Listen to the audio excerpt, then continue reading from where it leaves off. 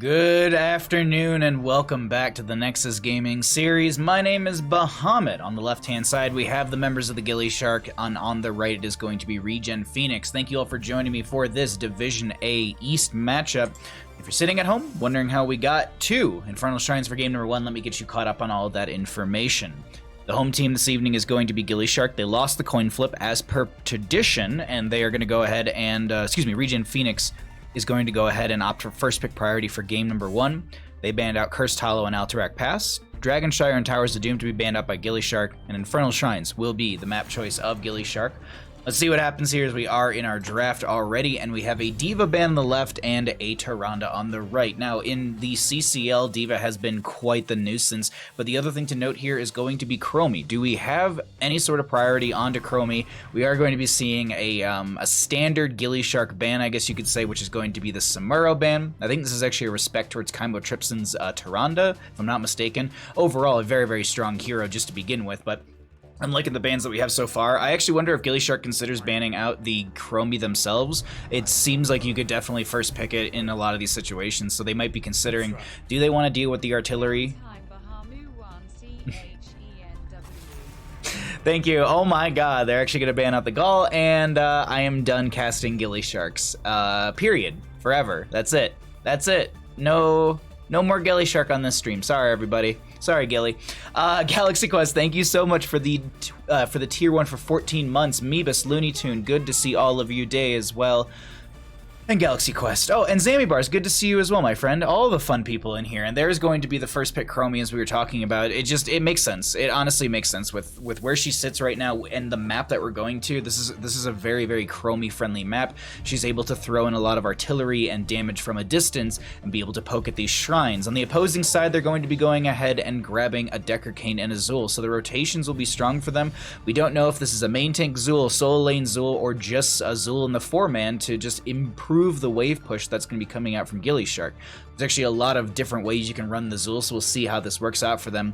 But right now they've locked in a strong, well, healer and something with the Decker Cane. We're not 100% sure.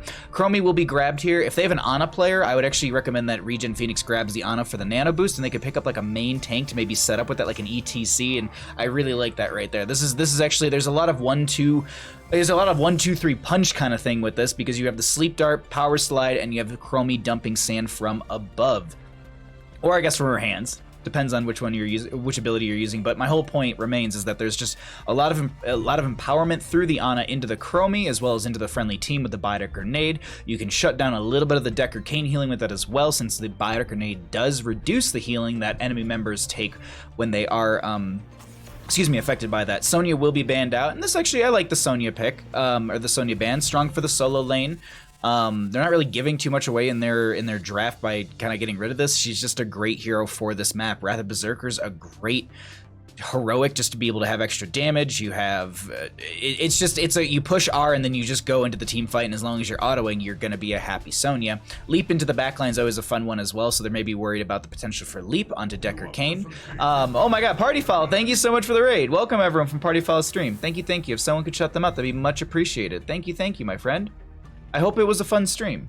I hope you had a good time. Hey Kalis, hey Argy. How's everyone in chat? Hi. It's Phoenix Week on Discovery Channel. Wait, what? Really? That's interesting. I don't know that.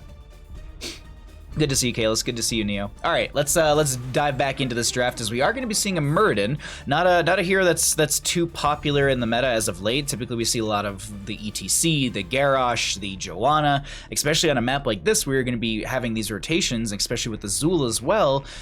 I was kind of expecting a Joanna for that pick, but they're going to go for Muradin, which does give them the Stormbolt, which gives them some good tools to also maybe deal with Mosh Pit from ETC, so maybe they were considering that factor, but still, I don't know, Joanna's such a great hero overall. Maybe we'll see. I don't know. This will be a fun pickup, but this will be Leorc for the solo lane. Makes a lot of sense. You have the Entomb set up so that way you can also Entomb. You have Chromie dumping damage. HGC can actually Mosh Pit on the side, and Rainer's just supplying sustained damage. This is actually a really good draft for ReGen Phoenix. On the left-hand side, what are we going to round things out with? They need more damage on the side of gillyShark. So this has to be Zul in the 4-man, right? And they're just going to rotate them and wave clear. Like, their wave clear is not awful on the side of ReGen Phoenix, but in comparison to the opposing side, it is lacking. But this is just literally because they built a really, really strong pushing composition. Their team fight isn't lackluster. Their damage might be a little in the lackluster range. Solidifying some kills might be difficult. But their mobility with the Muradin, actually, now that I'm like thinking about it, they also do have the Dwarf Toss to be able to get into the backline onto Ana and Chromie, so maybe the Muradin was grabbed just for the literal peel just from the beginning of the game, so that way they don't have to like consider going into Falling Sword to set up any sort of backline dive. They can just literally dive in, and you have, you can go into the block talent at level 1, which Dwarf Block, I think it is, or Toss Block, I can't remember, but either way, that could be a really strong pickup because you can get armor, and then you can literally jump in there, and then you have the heavy impact, you have the Dwarf Launch. There's a lot of good opportunities, so I wonder if we actually see this Muradin being picked up to literally just get into the backline and harass consistently. Softbert, thank you for the 11 months. Thank you for the tier 1, my friend. Very much appreciated. And thank you, Neo, for shouting out Party Foul, and thank you, Butspot, for shouting out Buddy Foul. Very, very interesting, and I'm glad you had fun playing some Valorant, but let's go ahead and get on into... Oh, wrong button. Hold on, wrong button. There we go, Bahama fixed it. On the left-hand side, we got the members of gillyShark. We have got Chymotrypsin on the Deckard Cain.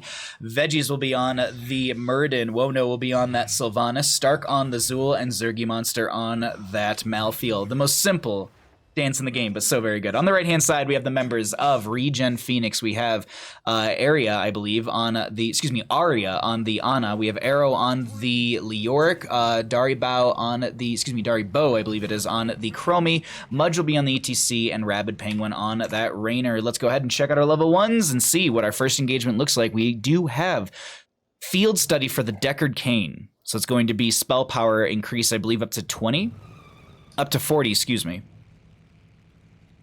Muradin going into the Stormbolt build just to begin with, and I don't disagree with this whatsoever. I like the build overall from Muradin coming out on that one.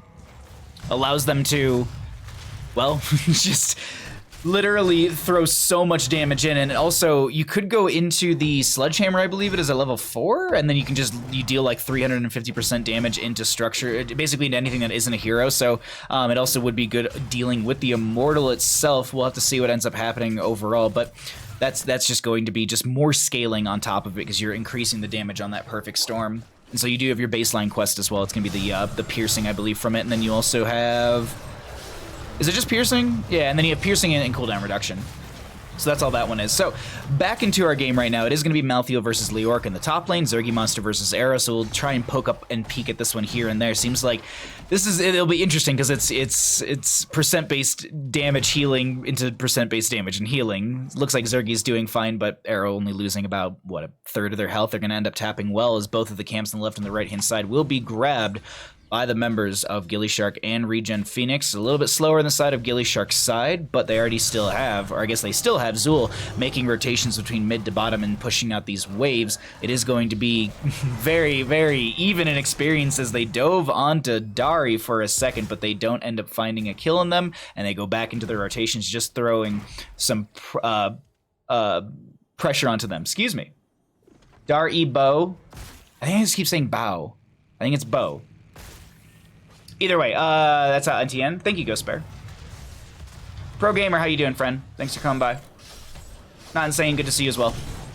Muradin gonna jump out right there, throws the Stormbolt into the face of Chromie. Veggie's trying to back off right now, but the power slide from Mudge will lock them down, and that's a nice face melt to just harass them and push them back from getting to their front gate. Zool was just watching from a distance as Deckard Cain is over here helping out, and Chromie utilizing the level 1, the Time Walker's Pursuit right there to be able to get vision, because they were like, why didn't anyone rotate down to help out their Muradin? And it was because, well, they're gonna be on that camp, and it is really, really close timing to the objective phase, which this is what actually teams typically do, so I think that was just the assumption. They have vision of them. It also kind of gives them a little bit of a worry on the side of gillyShark because they lost someone in bottom, but they don't know if the enemy team was making a massive rotate, as Arrow will have to hearth out from mid lane with some 500 health. We have Sylvanas clearing out the bottom lane pressure. They did go into possession at level 4, so they're going to be stealing away minions from the enemy side to bolster their own lane pressure as the top lane camp will be cleared out. That does give time for gillyShark to have the objective priority positioning wise. They're already here, they're already set up. You can see potions are already set up by Chymotrypsin. They already, well, quarter of the way through this, a little bit more than that. They're going to be rooting the ETC. Wono dumping some damage into them. There's a time trap in the backline. This is also going to be, I believe, chronic condition, time troubles, which is armor reduction coming out from them as it's Murden diving in. The Gladiator's Medallion used on Mudge to just survive from any sort of CC from Veggies, as the Ana's going to get hit by the Storm Bolt, and Rabid Penguins just supplying some sustained damage, but this looks like objective phase should go over to gillyShark unless the members of ReGen Phoenix can make something big happen here. Arrow trying to step onto Wono. There's going to be the Scroll of Sealing locking in too. They're going to back off for now. They're going to grab some wells, and I think they re-engage onto this objective phase, maybe even looking for 7 talent here through the minion wave in mid, but they jump back in. Stark going to be popping that bone armor as you see that around them. Murden jumping in. Time trap onto 2. That's going to be armor reduction onto them as well. They end up just pushing face, though, into this Ana. Meanwhile, Liork goes down the left-hand side, and this will be first objective over to the side of gillyShark. My phone's going off, I just realized. Or house phone. I don't know who's going. Anyways, enjoy your casting. Keep it up. Thank you so much. I appreciate that. Thank you for the compliment. gillyShark, more like gillyfish. Nah. I don't know why that got me, but thank you, Fanta. Alrighty, excuse me. Mortar Punisher does push in through this mid lane. They're going to get the front gate at about half the fort. That's a massive jump, and Rabid Penguin will go down to the Mortar Punisher, and with the pick that they found within this, they're going to go ahead and solidify this fort through mid lane. Mudge going to power slide away as the Bone Prison was about to lock them in. Zergy coming in here trying to apply the mark, but they end up getting a fort and the front gate and some decent siege into this keep front gate, and they're still pushing in. This is also Sledgehammer. I was talking about this earlier at the start of the game. If Murden was going to go into it, and this is looking like Murden just wants to be the aggro in-your-face boy. He doesn't need the extra dwarf toss or any of those talents to get into this backline. They're just going in and well, going into the backline deep. That's big for a team. Grabbing typically front gate is the standard. Getting the front gate and the entire fort in a kill like that's a lot for them, and that's why we're going to be seeing ReGen start to really go up in their experiences. That Stark maybe getting caught out a little too far out in bottom lane as they tried to trade into Mudge. Ana has the healing out into them, and we just split off, and we'll see more camp pressure being grabbed, and this will be the race into 10. But that pick that they just found on the side of ReGen is really going to push up that experience that they're missing. They need a couple more kills like that. Otherwise, well, not otherwise. They just literally need a couple more kills like that just to kind of pull up the experience and even things out. Next objective phase will be Arcane, and that's going to be in the top lane. As I said, they're just kind of applying pressure across the map. So a lot of just macro rotations and wave clearing up until we get probably 2 10s on both sides, unless gillyShark wants to take an aggressive invade onto a camp. As I'm watching minimap, I was trying to go for some water, but I'm watching Veggies just kind of walk over here. We'll anchor up in the bush, not going for the camp, but setting up for a potential pick, or at least providing that vision to the friendly team, as we can actually, I can show you right now, this is the vision that they're getting from this, so at least you have that idea, but I don't know if they saw that time trap going out. Either way, Kaimo Tripson and Wono will grab the camp on the left-hand side. Heroics will be through on both sides, skimming through all these. Doesn't look like we have anything out of the ordinary. Ana holding, but I don't expect Eye of Horus, especially with the Chromie on their team, just feels so much better if they were able to just nano boost him, and that will be the nano boost pick up for them. Malthael gonna use the Gladiator's Medallion right there, and they're able to back off. That's an Entomb, though, still coming out from the Liork as they're gonna try and mark them and get out of there. Zergy's just not able to heal enough through that, and the sustained burst coming out from ReGen Phoenix will find another kill into this, I'd say, early to mid-game. We're kind of mid-ish game, but definitely the ReGen Phoenix is starting to find their stride a little bit here. Just be like gillyShark had them, didn't have them in every single fight, but just was winning out with their own sustain and just the setup that they have around these objective phases. With this later half of the game with heroics in place as well, I'm excited to see if ReGen is gonna push back into gillyShark, or if gillyShark will just pick up another objective and just siege in through and just be so aggressive with their pressure. It's really close to the Storm Bolt, but Veggies backs off as I think they're gonna wait for the wave to get pushed into them, and they'll clear it in front of their own gate. More like Gilly Butts. Oh, what's up, Killio? How you doing, bud? Good to see you, friend. I just had a fake Bahamut on my stream. Rude. Wait, what?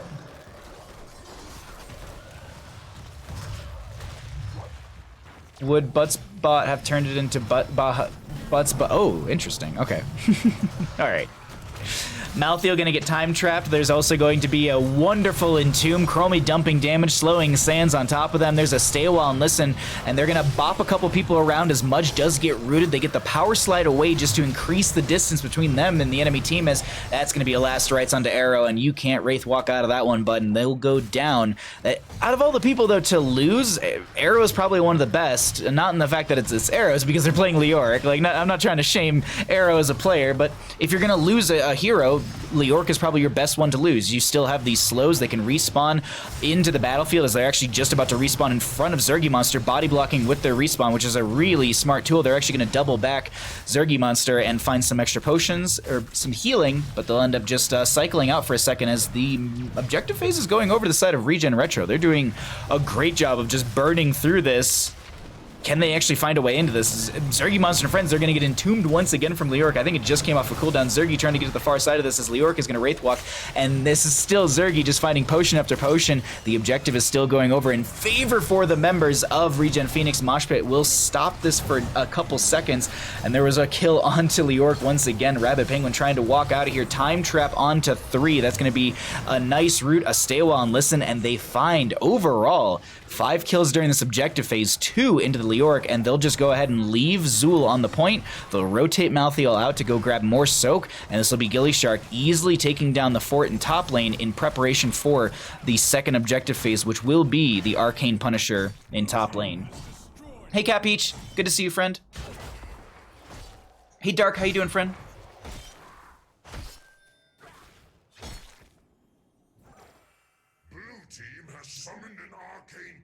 Oh. Alrighty. Punisher coming through in the top lane. Members of ReGen Phoenix have 13 as well, so this is an even talent tier defense. Are Black Arrows up and available? I know that they used it on the fort. It is up and available, so they can use that on the keep. They're actually going to use it on the front gate as the Punisher's going to jump over the wall. They're going to sidewall into this. That's going to be the Skeletal Mages from Stark. Mudge anchoring for the friendly team, as this is just Rabbit Penguin dumping, damage into the objective, or into the Immortal, as I believe there was a Gladiator's Medallion used on Mudge just to get further away from this, and it seems like with the Punisher falling, they're just going to end up getting front gate and backing off. So overall, it's still not a bad objective phase whatsoever for gillyShark, as they managed to get a fort, a keep front gate, and couple kills before that, as they're going to find themselves 16 talent tier. The members of ReGen Phoenix are going to need to turtle up or take a very, very advantageous fight. It's rare that a team would try and take a two level fight down like this. Usually they'll just turtle up and wait for things to come into them, like you're kind of seeing right now. They're also not deathballing, but they're grouping up a little bit. You know, you have heroes with other tools in their kit, like Raynor with penetrating round, Mudge with power slide and face melt, just to try and get further away from this enemy side. I do want to point out as well as the 13 talent tier for Mudge is going to be that not Crowd Surfer, Encore. Yes, the Encore. So you basically have the cooldown reduction on Mosh Pit. 7.2 seconds on that one, which is exciting. It's going to be difficult for gillyShark to cooldown count that one, but we do have our next objective, and it will be in the mid lane, but they're going to go ahead and soft push, maybe even hard push this bottom lane. Slowing Sands will zone them back in this bottom side, as Veggie's just going to rip a Stormbolt into that. And, like, I want you to understand, like, if you've never played this, like, definitely give it a shot one time. Sledgehammer Murden is a wild ride to go on, because you'd be surprised how much just a Stormbolt does into just structures themselves. Like, you can take, like, half of a tower down on a front gate with just that into the later half of the game. So either way, next objective will be frozen in mid lane. Leoric going to go ahead and split off and grab some more pressure. No, they're going to grab a wave or two in top lane, but this is a little risky. gillyShark might have sniffed this out. Leoric is just hanging around, so they do see a couple members in mid, so they're just going to actually anchor up in this bush. They're just waiting to play around the bruiser camp. I was wondering if they were going to try and catch the wave in top. I was like, that's super far out. Like, I don't expect them to go for this, and they're just anchoring in the bush for the friendly team. I actually really like this coming out from ReGen Phoenix. They're down, but they want the camp, they want the pressure, so they're going to go ahead and just utilize the one character who has the most mobility on their team, the Leoric, especially with his ominous Wraith at level 13 as well, so you have the duration increase. It's just a great scouting hero to use, and you know, if the enemy team gets too close, then you just start to Wraith walk away. They might get damage on your body, but you're able to then mash the E key again, and you're out of there. Earth, how's it going, bud? Honestly, I'd rather lose to Murky than to Leo, but no one picks him.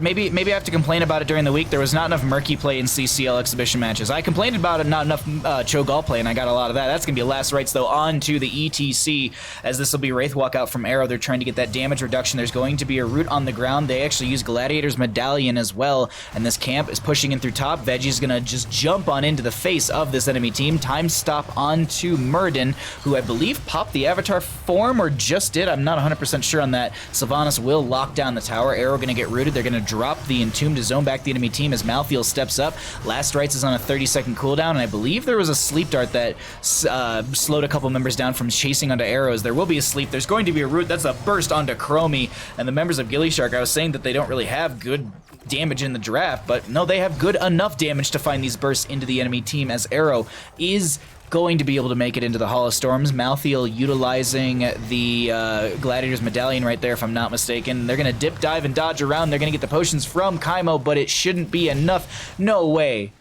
There's no way. Arrow's chasing into this. They want this kill so bad, but it's actually Zergy making it out. Veggies has a lot of health, can throw a Stormbolt back, and the members of gillyShark, who should have been punished for that, were not, and walk away scot-free with a keep, and they rotate towards objective, going for this, but the enemy team does have even talent tiers. Chromie up in 2 seconds. We'll see if they're able to counter into this, or will gillyShark take the third objective phase of the game and try and push to end game. You'd be a deity if you could get Marquis into CCL game. All right, CCL exhibition free agents. I'm calling you out. Not enough Murky play. So do it. Abba Murky. Do it. I dare you. If you want to get an Org's attention, do that. They'll watch that VOD for sure. Even if you lose, they'll still watch that VOD. Like, honest to God, if we get a Garden of Terror game, then that's a possibility, but everyone bans it out. That's going to just be a whole lot of fighting, a whole lot of buttons being pressed as Mosh Pit comes out. There's going to be a trade Muradin for Leorc. A Stalewa and Listen going to be underneath that to interrupt the Mosh Pit, as this is still the fight taking place. There's a time stop onto Zergy, who does not does not get away from the damage from that Chromie, and this still will be objective over to the side of gillyShark, but I don't know if they're going to be able to push in with it, as Medallion was used onto Stark. They're still chasing in onto them as well. Can Raynor find the damage? Can Chromie dump enough sand? Find out next time on Dragon Ball Z, because apparently Stark's just going to run through the front gate. Meanwhile, bottom lane, Catapult and Wave is here. Mid lane, you have Punisher and Catapults. Top lane, you have Catapults. This is looking a little scary, as gillyShark is actually on the run back. I wonder, did they try and push into mid with this? Just jumping around the map right now because I'm just curious what's happening. How many catapults are up here? Dear Lord, 285 is the auto attack damage for the catapults right now. Wono is going to go ahead and lock down the tower, and they should be able to burn this down. Punisher in mid lane won't solidify the keep, but it's going to be low. They do get the keep in bottom lane, and gillyShark is just playing this a little methodically. Like, they're just taking down the structures and backing off. They're not trying to take fights that are too advantageous. They do have the talent tier advantage right now, but they're just going to play the map. They wait for Muradin, and I think they'll regroup and maybe look for a fight at this point. I'm not 100% sure. Abby, Murky, Medivh. See, there you go. CCL competitors. Why are you sleeping? Why are you sleeping on this? ReGen Phoenix has a window to get their level 20s easily before the next objective phase, I do believe. A lot of the waves are going to naturally push out faster because of the catapult pressure always being one out in that lane by them. So if the lanes get pushed in faster, they could find this 20 talent tier. I didn't look at when the Punisher went down. I'm going to guess somewhere in the 16:30, 17 mark of the game, we should be seeing... sorry, I'm doing 24-hour clock in my head. Somewhere in the 18-minute mark of the game, 18:30 or 19 minutes into the game. Sorry, it makes sense in my head, the math I was doing. It's very caster-based, but they're just gonna do their best to poke at this and just turtle up. Veggie's, though, sitting in this bush waiting for someone to get a little too close. They're going to dive onto Rabid. The power slide from ETC comes through. Mudge is going to pop the medallion and be able to back off, as there's going to be the skeletal mages stepping in, as Stark literally steps in as well. Huge wailing arrow from Wono as the Stay While and Listen comes out. That's ETC and arrow going down. They trade out Sylvanas. I think they're very happy with that, but they do need to go deal with top lane. A Shaman camp, if left uncontested, will naturally win out the lane. Excuse me, I'm watching top lane. They're literally trying to end right now. Excuse me, I thought they were starting to back off because they were going to go deal with top, but no, they're going to go ahead and say we want an Ana kill. We are going to move into cores. I believe there's a Gladiator's Medallion used. Zergy does get picked off. Do they have enough core damage? They got a wave. Is it enough? Is it enough core damage with a lot of people coming back and Chromie and Raynor dumping damage from afar? Stormbolt from Veggies won't connect. Top lane, this is what I was talking about. The front gate's already gone in the time we were looking at all of that, and now it's going to be Shaman still pushing up, but they will not be able to take down the fort. They should lose their well to the actual Impalers, I believe they are. Or Spearmen, maybe. Anyways. Ranged minions, perfect. Either way, fourth objective of the game will be Mortar, and in bottom lane, this is going to be consistent catapult pressure in all three lanes in favor for gillyShark with nothing to match against it. Catapults are currently slapping for 354, and it's 20s up. Can the members of ReGen Phoenix turn things around here this late in the game?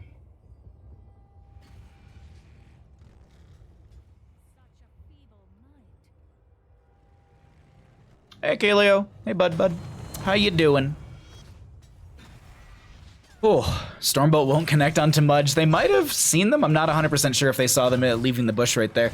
Either way, this will be gillyShark starting on the objective. Slowing Sands will be placed on the far side. Veggie's gonna just dwarf toss away, find the Stormbolt into 2, has to pop the Avatar farm because they have really no good way to get towards their friendly side as they actually hit the rewind, trying to throw the Stormbolt back. But this is still going to be top lane pressure coming in favor for gillyShark into the enemy side core. So if they actually delay them from hearthing, this could just be game in favor of gillyShark purely from the Winions, as there's a massive wailing arrow, I believe, silence onto ETC for what feels like an eternity right now, because there was the upgrade on the wailing arrow. Stay well and listen will come out from the from Combo Tripson. Is there's going to be a cleanse onto I think Malthael, yeah, use their cleanse, right?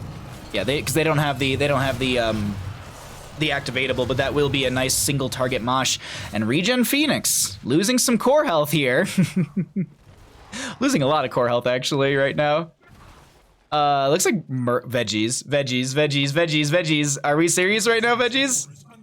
Is this the game plan? Just launch a Stormbolt into the enemy core and just end game? Raynor's actually dealing with the minions. They're not dealing with the Muradin. And here's the thing. Look at the Stormbolt into the core actually deals so much damage. This is it. This is Veggies literally soloing the core with Sledgehammer. GG. Well played. Dear Lord. I can't believe it. Khazra and no, those are the but those are the summon ones, right? Ghost Bear? I think the minions, I don't think they have names. I think they're just ranged minions. But like on other maps they're archers, so that was what was throwing me off. Core damage, cores get, yeah, seriously. Hanging in there, you suppose? I'm right there with you, Kaleo. I was telling Kaimo that the last day I had off was back in September. It was like September 20th was the last day I had off. As in, like, no stream, no work. I didn't have, like, something to do with a friend. Like, I literally had nothing to do and I could do whatever I wanted. And my next day off will be October 31st. Actually, technically be November 1st because October 31st I'm doing stuff with friends for Halloween. Subscribe. Catch you soon. Thank you so much, Simon. Thank you for the tier 2. Holy crap. Thank you for 5 months of support, my friend. Thank you. Thank you, Simon, for the 10 biddies as well. Thank you. ReGen didn't have enough heat to make a fish, right? That's clever. I like that. Clap always go core. I'm surprised. Goatmen are Kaiser, Spirit Throwers, or Impalers. Oh! Heck. Hey, Phantoms. Guess the gilly fish were piranhas in this game. I'm the opposite of that. That's probably not as fun either, though. So I love how surprised well, yeah, because I really wasn't expecting it, but at the same time, like I talked about it, yeah, like I'm surprised, but I'm not, like, it was just, I wasn't prepared. That's what I'll say. Day in chat reminding me, tomorrow night, it's no No Heroes of Stormstream. Tomorrow night is going to be Man of Medan, and that's going to be with Day. So that'll start at 6 o'clock PDT, so basically 24 hours from now. Well, 23 hours and 59 minutes from now, if you really want to be specific. But let's see, we are going to this map. It is going to be, what? Really? Interesting, okay. Okay.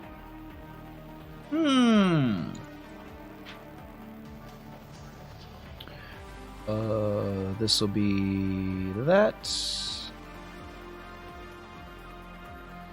Yeah, I can't wait either, Day. It's gonna be fun. So if any of you don't know what Man of Medan is, it's a really good time. It's a little spooky, a little scary. I'd say this one's more thriller. Like we did Until Dawn last week, and that has a lot of jump scares. Like I think this has some jump scares, but it's not as like, it's not. I don't think it's as bad. Like I think it's just a really, really tense, good story. It's a really good story. Godzilla, my dude. Oh, Godzilla's in chat. Hi, Godzilla. How you doing? Fortunately, I can sustain myself through the time. That's good to hear, Kaylee. I'm glad to know that, though. Seriously. The Summoners of the Fallen Shamans. That one I know. Yeah, that one I know. Ready for the Dayhama show? I am too, Meebus. The short shorts are coming out. Oh, I probably need to let them know that I'm ready. Caster R. Spooky Worm.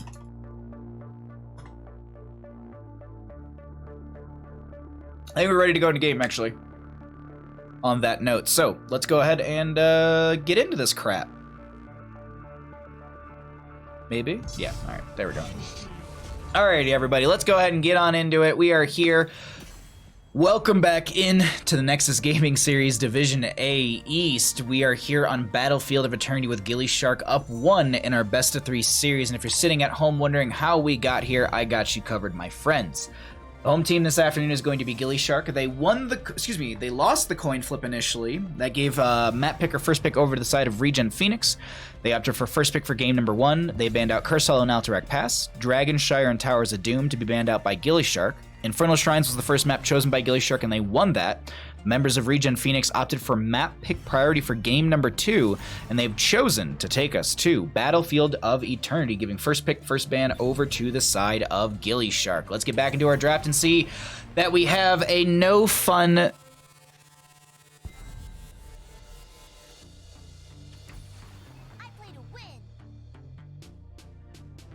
gillyShark No Fun is going to go ahead and ban out the Cho. Rude.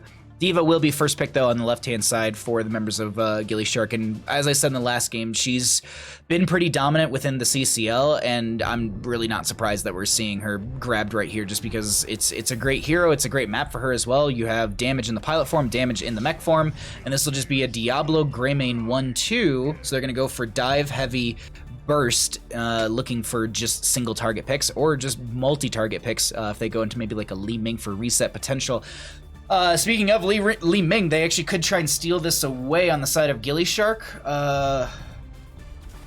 Anytime you're ready.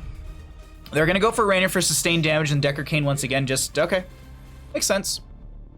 Always ban Shogal. Yeah, you gotta ban both.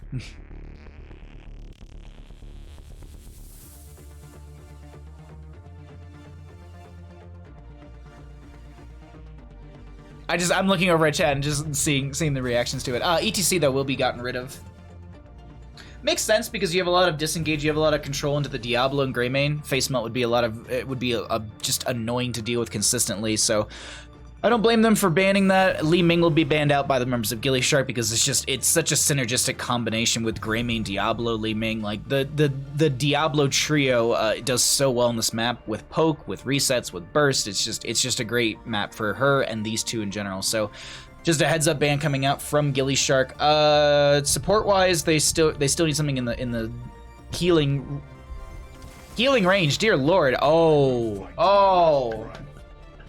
Chat. Bloodlust. They're coming at us. They're coming at us with Bloodlust. Now, the question I have for the members of Team gillyShark No Fun is, do they go like Cassia Joanna here and they just go like insane just like blinds? Or they could actually go like Joanna Thrall Earthquake would be really cool. A lot of good poke potential with that. They're still going to go into the Cassia, but they're going to grab Mei instead. A lot of good harassment, a lot of good control with Mei as well. I like this. I like this. It also gives you an opportunity for Raynor to play off of that with the sustained damage. D.Va can do the same thing. Ice Wall, Gravel Bomb. Ice Wall, Mecha Bomb could be huge. Stay While and Listen, Mecha Bomb. So yeah, this will be an exciting game here for sure from the gillySharks. Last pick though for the right hand side. Needs some extra damage. It could actually go Vala if they really wanted, but I like the Orphe. Actually gives them some magic damage, if you will, or it also gives you just added burst. Also good race, good poke, good mobility, good setup. I like this from both sides, honestly. This could be anybody's game, and we'll see what happens here. I think ReGen Phoenix could take us to a game number 3, but at the same time, members of gillyShark have a lot of good control, a lot of good answers on their side into the enemy team. I kind of wish I would have seen the Joe on, I'm not gonna lie, but we'll have to see what the game plan is with this Mei. I like it, but I don't hate it. I don't know. Let me fix the gillyShark name. We're rambling today. Okay, gillyShark name is fixed. We can go and we're gonna load into Belith and Alarian's home.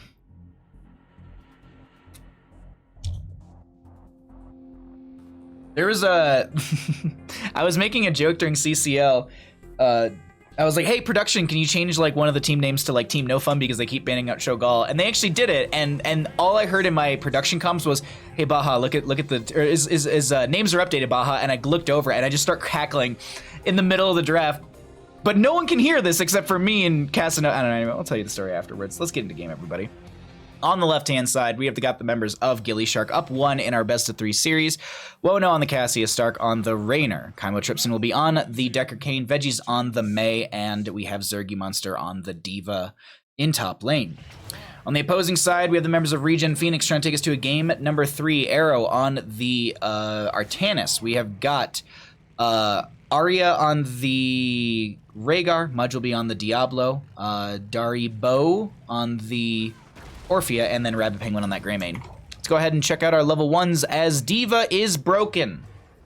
Hey Aliops. We gonna get that 0.69 patch anytime soon?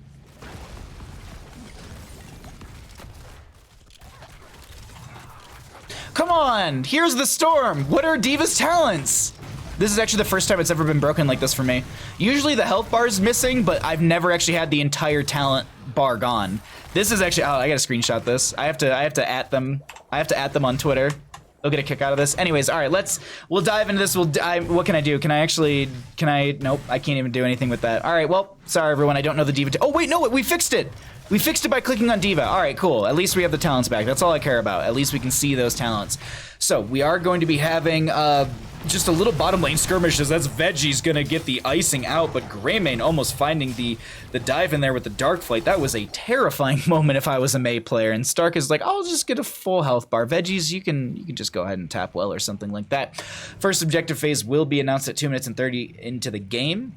Belith and Alarian will spawn on the map at 3 minutes, so usually in that 2-minute 30 mark, that's often when we have the Bruiser Camp or the Fallen Shaman grabbed on the left and the right hand side to add some pressure into the top and bottom lanes respectively. I'm just skimming around the map a little bit right now. Let's actually head into top lane. I'm just going to try and watch on the mini map for bottom lane, but I just want to see Zergy into Arrow and just see how this is kind of going between the two of them, how they're playing their 3D chess into each other.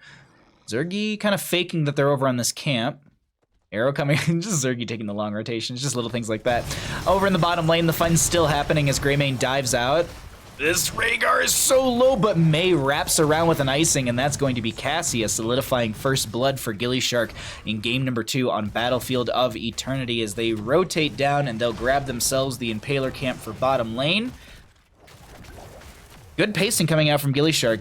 Respecting or just noting like, all right, Rhaegar's down, they're down a player, they're not going to invade on this camp, so let's go ahead and just take this, add some pressure, we can double back or at least then split off and go for our own Bruiser camp for the bottom lane. Raynor did go into the Exterminator at level 1, which means they have increased race potential. They're going to have basically they have 50% increased damage to minions, mercenaries, and monsters, and then 125 when the Inspiration is active.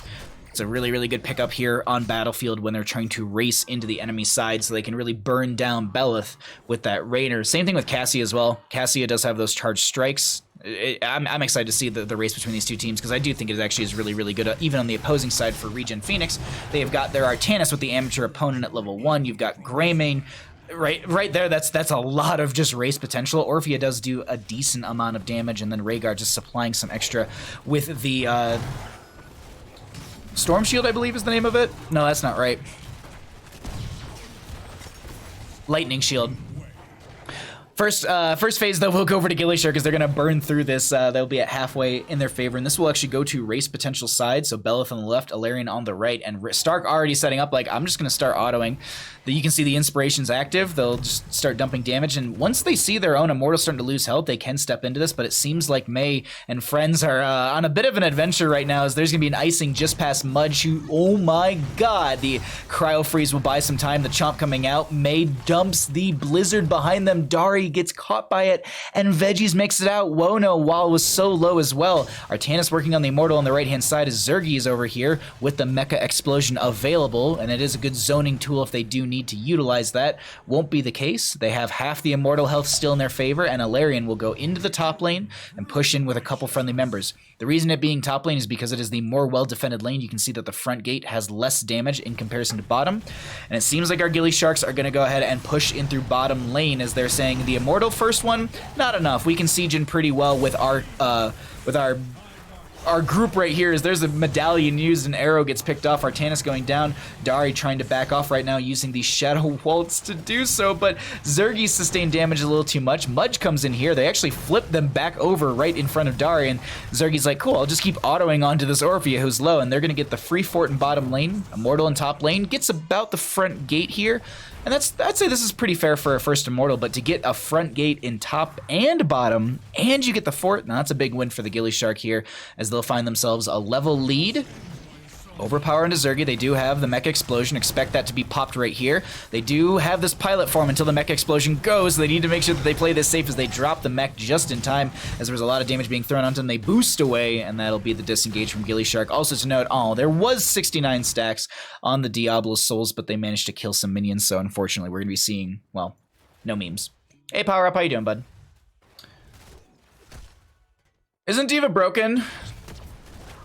Doesn't matter what the talents are? Yeah, because we have to know what talents are making her so broken.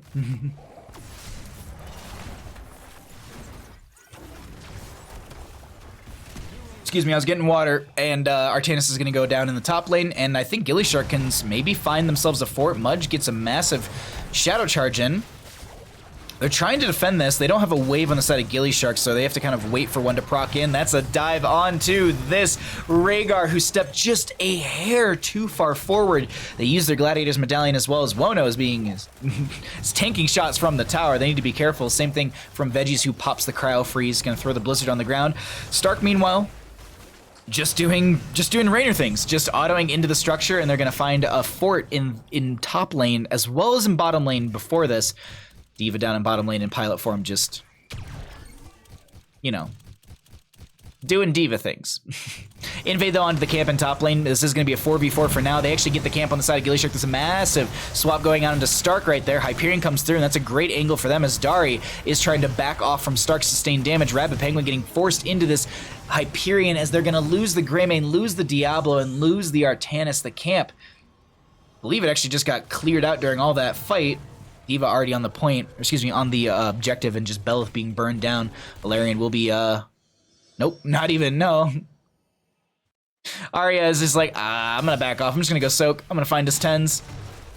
Speaking of 10s, really nothing out of the ordinary. We do have, not Avalanche. Is it just Snowball?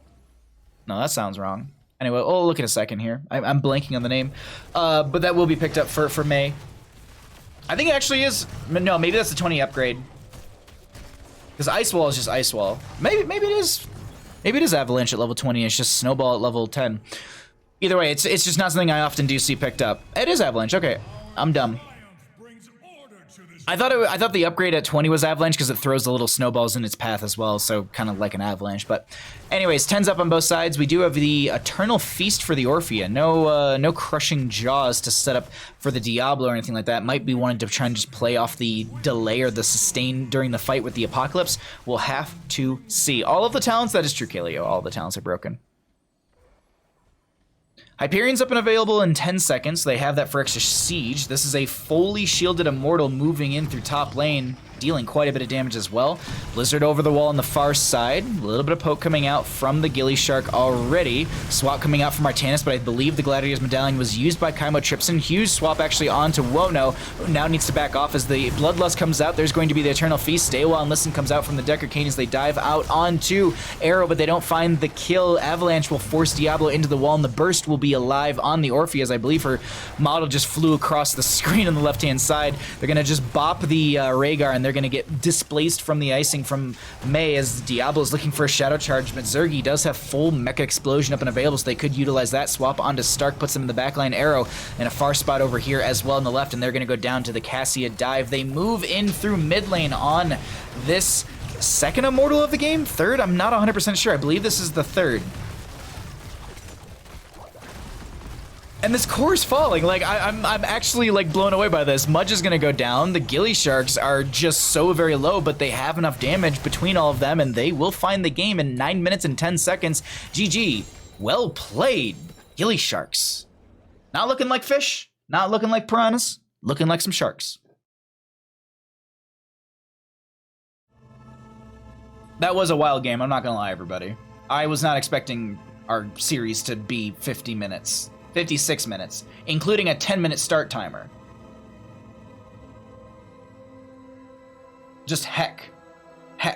Maybe we grab like a 7 o'clock game or something like that. What am I trying to do, chat? There we go. I am just the struggle bus today. I'm just tired. You know when you just wake up tired? You just can't. 9-minute game? Yeah, 9 minute and 10 seconds. gillyShark out here speed running NGS Season 10. Good Lord. All right, I'm in a lobby. I'm gonna Stark interview. Lobby 1. No fun indeed. That was I'm not gonna lie. That was really wild. Stark, thank you for the raid.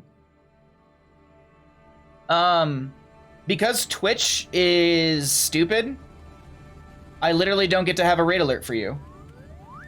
Sorry for my chill gall bans. Thank you for 30 freaking months. Holy crap. Thank you for the tier 1, my friend. All right. Sorry for my choggle bans. It's okay. All right. Let's get an interview. Let's get an interview, everybody. Joining me right now is going to be Stark from the gillySharks. Congratulations on your 2-0 victory. How you feeling? All right. Pretty good. I wanted to redeem myself on my Zool because last week was bad.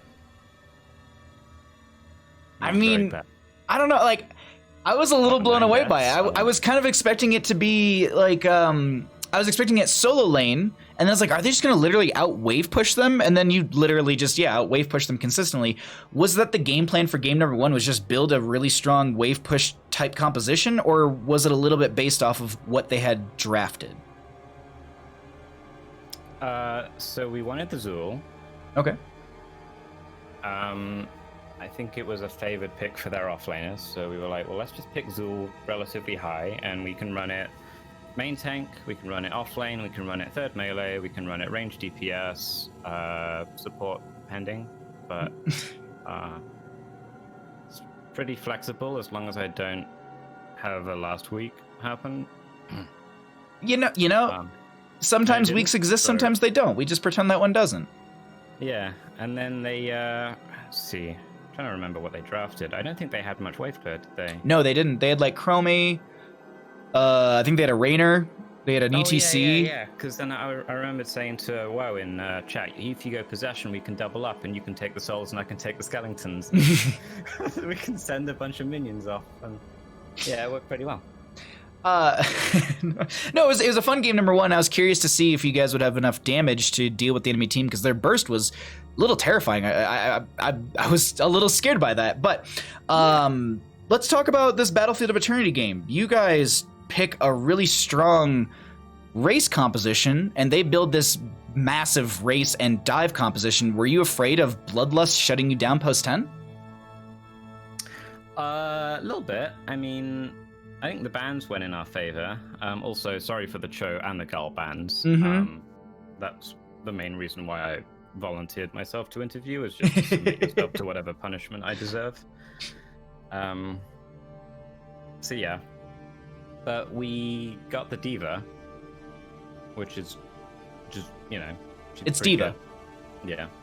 It's 69,000 siege damage in that last game. Oh, was it? Yeah, I actually have it still open right now.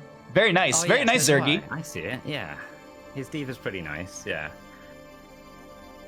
But yeah, it's working on some other mysterious offlaner hero, and then he's like, I just played some Diva as well, and I'm disappointed how easy it is. You just push all the buttons and you top everything. And I was like, I was gonna say, like, I wanted to talk about the Bloodlust, but yeah, like, how easy is this Diva on a team, and do you think she's first pick, first ban material? Yes, she's easy, and yes, she's first pick, first ban. And the Bloodlusts, it's not really a factor, right? We had too much to stop it, I think. I agree. Diva mech, we had Avalanche. Sleep, Yeah. Avalanche, blinds from May, blinds from Cassia. Honestly, Hyperion's not bad either. Like, it doesn't stop you, but it certainly makes you think about whether you want to stay or go in it. So it didn't really do much, I don't think. I mean, I guess they only got to use it once, right? So Yeah, there was like one significant moment, maybe a second, I can't remember, but yeah, it was a interesting, you know, they drafted something that a lot of people might be terrified of, and you all seemed very calm and collective and just kind of knew how to answer back into it. It was a really fun match to cast. Before I let you run out of here, are there any shouts that you'd like to give? The floor is all yours. Yeah, probably. Shout out to Gilly. I think you're playing, was it Baldur's Gate 3? So, jealous. Don't have that one yet. Got to pick that up. Shout out to the rest of the team. They did great. Shout out to Chess, who's, might be his D&D day, actually. Not sure. But, yeah, that's where our spears are. He's doing something more interesting, I guess. Damn.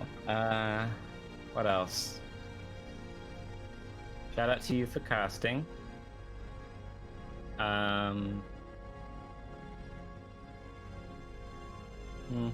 Oh, shout out to Koenig, who showed up in my chat earlier today. The old gillyShark offlaner. They're actually in chat right now too. Oh, there he is. Yeah. Oh, shout out to you. I stuck as a Stitch's cool cheese thingy in game 2. Ooh. So there you go. That's his copy pasta that he did back in like season 5 or whatever. There you go. Good on you to remember, though. Yeah, and shout out to Amos. Shout out, yeah. My nephew, aka JC Stuff. Just the cutest little Amos. I agree with you. But no, Stark, thank you so much for joining me for this interview. Thank you so much for the games. Congratulations on your 2-0 victory, and I look forward to seeing you all further down in Season 10 of NGS. Yeah, our next game is tomorrow. So good luck!